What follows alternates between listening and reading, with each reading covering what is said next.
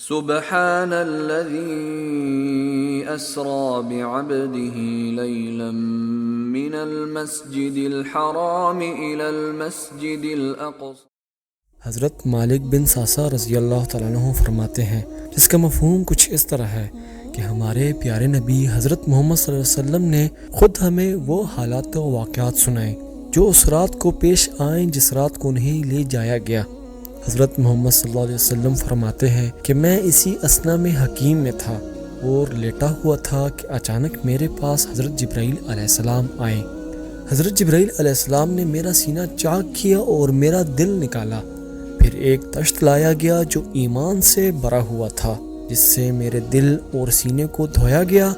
اس کے بعد ایمان سے بھرے ہوئے دل کو میرے سینے میں ڈال دیا گیا اور زخم کو سی دیا گیا۔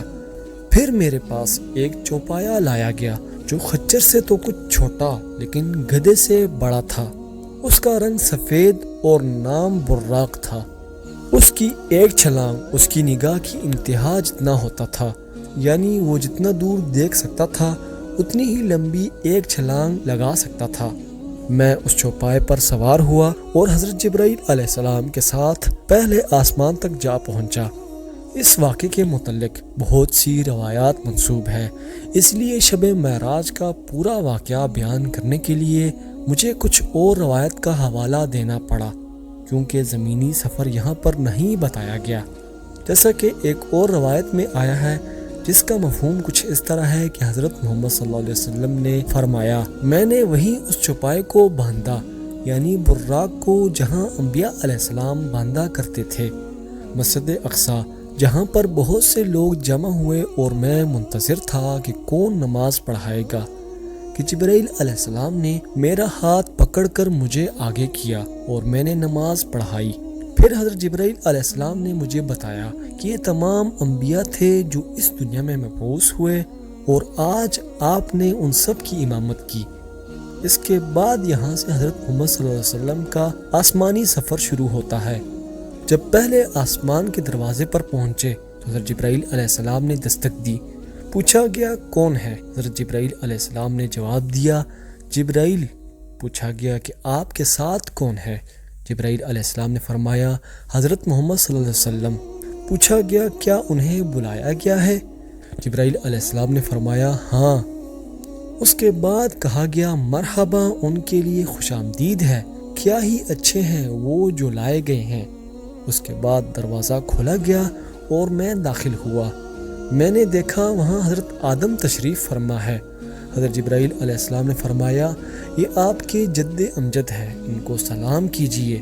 میں نے انہیں سلام کہا اور انہوں نے سلام کا جواب دیا، خوش آمدید ہے صالح بیٹے اور صالح نبی کو۔ اس کے بعد پھر مجھے اور اٹھایا گیا، یہاں تک کہ جبرائیل علیہ السلام دوسرے آسمان کے دروازے پر پہنچ گئے۔ اسی طرح دوسرے آسمان کے دروازے پر بھی وہی سوالات و جوابات ہوئے جو سوالات پہلے آسمان پر ہوئے تھے۔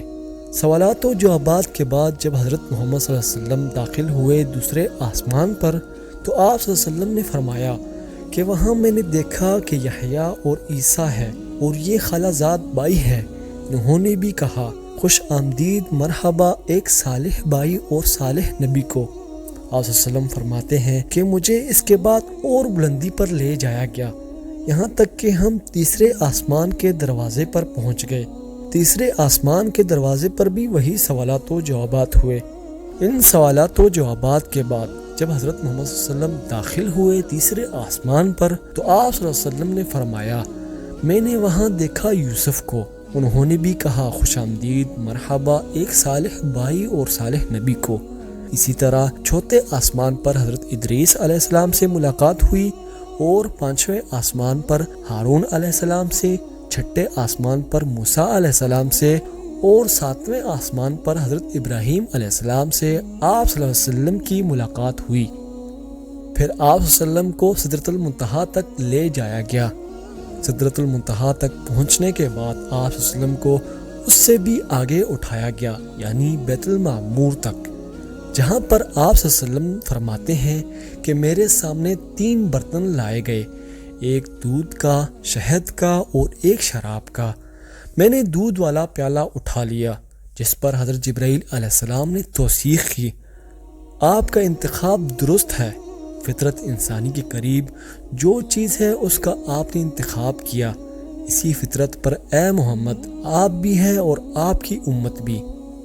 ایک اور روایت میں آیا ہے کہ آپ صلی اللہ علیہ وسلم کو یہاں پر 3 تحفے عطا کی گئے تھے۔ پہلا تحفہ 50 نمازیں، دوسرا تحفہ سورہ بقرہ کی آخری 2 آیات، اور تیسرا تحفہ آپ صلی اللہ علیہ وسلم کی امت کے کبیرہ گناہ بغیر توبہ کے بھی معاف ہو سکیں گے۔ یہ خصوصی تحفے ہیں جو آپ صلی اللہ علیہ وسلم نے اپنی امت کے لیے لائے تھے وہاں سے۔ جب آپ صلی اللہ علیہ وسلم کو 50 نمازیں تحفے میں دی گئی تو واپسی پر حضرت موسیٰ علیہ السلام سے ملاقات ہوئی۔ موسیٰ علیہ السلام نے آپ صلی اللہ علیہ وسلم سے کہا، یہ 50 نمازیں بہت ہے، مجھے تجربہ ہے تمہاری امت اس کا تحمل نہیں کر سکے گی، لہٰذا واپس جاؤ اور درخواست کرو کہ یہ نمازیں کم ہو جائیں۔ جب آپ صلی اللہ علیہ وسلم واپس گئے تو آپ صلی اللہ علیہ وسلم کی درخواست پر 10 نمازیں کم کی گئی۔ واپسی پر آپ صلی اللہ علیہ وسلم کی ملاقات دوبارہ موسیٰ علیہ السلام سے ہوئی۔ پھر موسیٰ علیہ السلام نے آپ صلی اللہ علیہ وسلم سے کہا کہ آپ دوبارہ واپس جائیں اور نمازیں بھی کم کروائیں۔